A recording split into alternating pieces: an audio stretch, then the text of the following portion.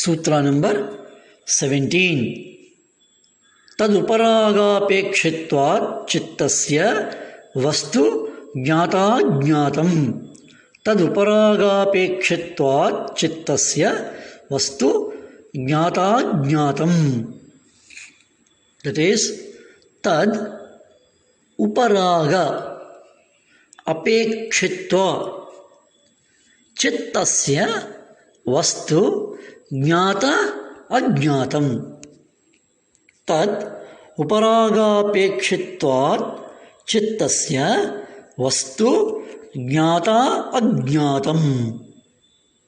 Tada means it, that is, uparaga is a beautiful word. Uparaga is taking up colors, coloring of the mind.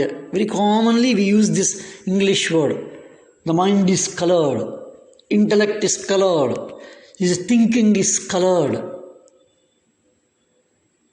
and his thoughts are colored, his emotions are colored, his understanding is colored. That is called as uparaga. Patanjali beautifully uses this word. Uparaga it is called. Uparaga means coloring up, taking up colors, being colored. Apekshitva. Apekshitva means expectation, references. And chittasya, of the chitta. Vastu, the object, is jnata, known, and ajnatam, not known. So the normal understanding is, an object is known or not known depends upon the degree of coloring.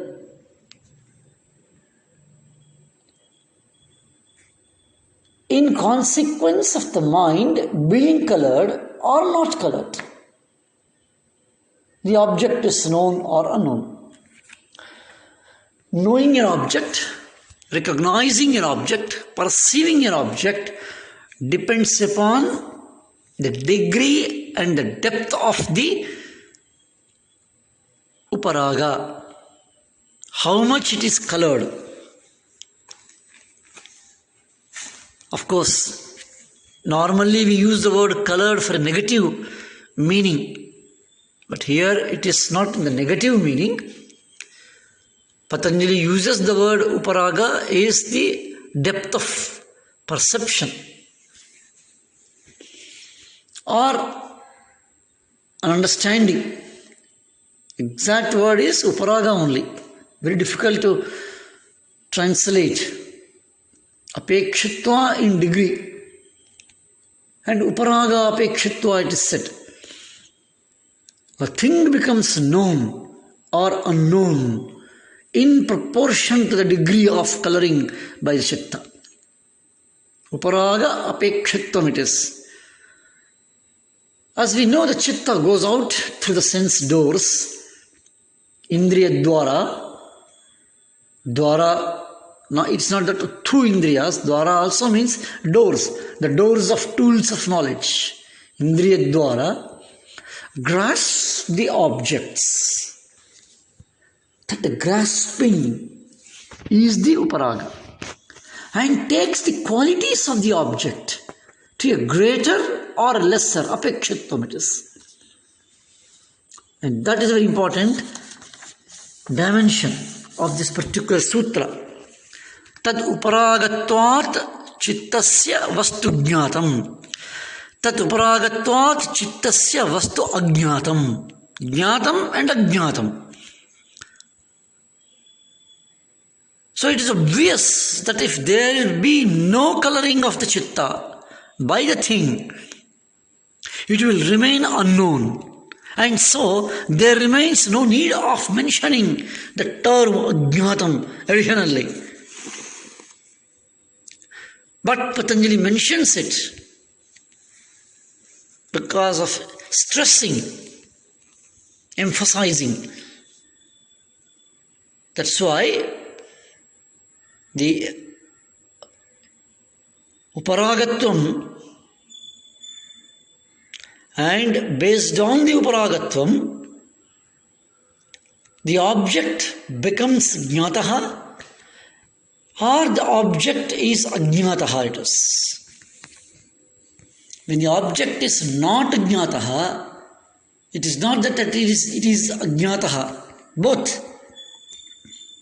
And of course, this coloring, Uparaga, is based on the different proportions, depending on the nature. Nature means the gunas of the chitta. So the knowledge of a thing in different chittas is variable. And therefore, each chitta will perceive the same thing differently. And the perception is again based on the uparagas. We are able to see something, we are able to perceive something because that something has uparaga, colored the chitta. Otherwise, it would not have been perceived. The root cause of perception. The object came into our knowledge because of the uparaga. Suppose we go to a forest, or we somewhere, even if it is not a forest, you hear a sound. The moment we hear a sound, say of an animal, a cow, or a dog, or a donkey, the moment we hear a sound, the fact that we heard the sound means the chitta got colored. And the knowledge of the sound and all the further calculations and references follow how depth we have colored, how much depth it was colored. The tone of the sound, the length of the sound, the time of the sound, and how much time the sound is there, and what is the distance sound, all these predictions creates lot of changes in the mind. And all these things are because of the coloring. Apekshitvam, uparaga apekshitvam. And then the vastu jnatam or vastu ajnatam.